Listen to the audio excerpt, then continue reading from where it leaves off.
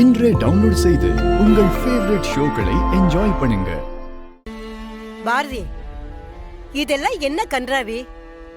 இந்த கொடுமையெல்லாம் பாக்குறதுக்கு என்னால சத்தியமா முடியலம்மா.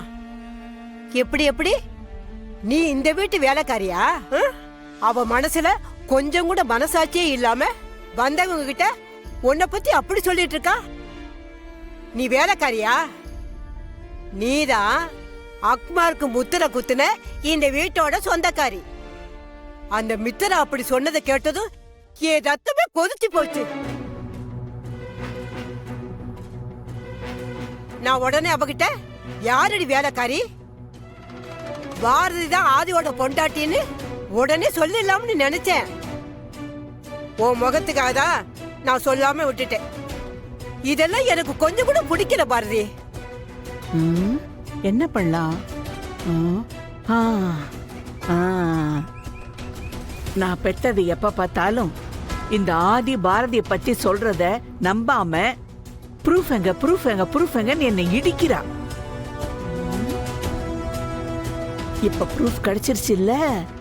இப்ப பாரதியும் பாட்டியும் பேசுறத இந்த போன்ல வீடியோ எடுத்து அதை கொண்டு போய் மீனா கிட்ட காட்டி மித்ராவுக்கும் ஆதிக்கும் நடக்க இருக்கிற கல்யாணத்தை நிறுத்தி என் தங்கச்சி பையனுக்கு மித்ராவை கட்டி வைக்கிறேன்.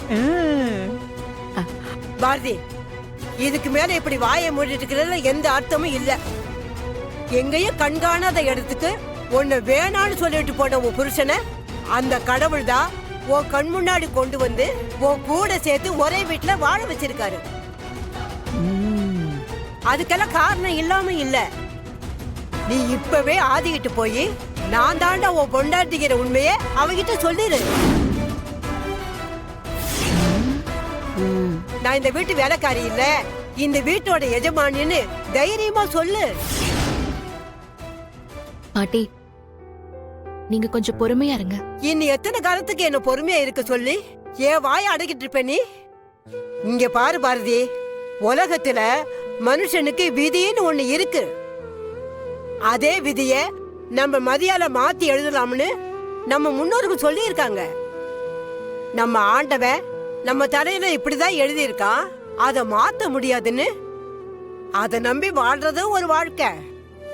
ஆனா நம்ம வாழ்க்கையில எல்லாத்தையுமே மாத்திக்க முடியும்னு தெரிஞ்சு நீ இப்படி குத்துக்கல்லு மாதிரி எதுவுமே பண்ணாம இருக்கிறத பார்த்தாதான் எனக்கு என்ன பண்றதுன்னே தெரியல. புத்தி உள்ள புள்ள பொழைச்சுக்குன்னு சொல்லுவாங்க. நீ பெரிய புத்திசாலி. ஆனா இந்த விஷயத்துல மட்டும் நீ ஏன் இப்படி முட்டாளா இருக்கேன்னு எனக்கு சத்தியமா தெரியல பாரதி.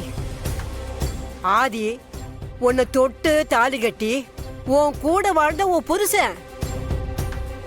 அவனை நீயோ பாரதி எவ்வளவு ஒருத்திக்காக விட்டு கொடுக்கணும்?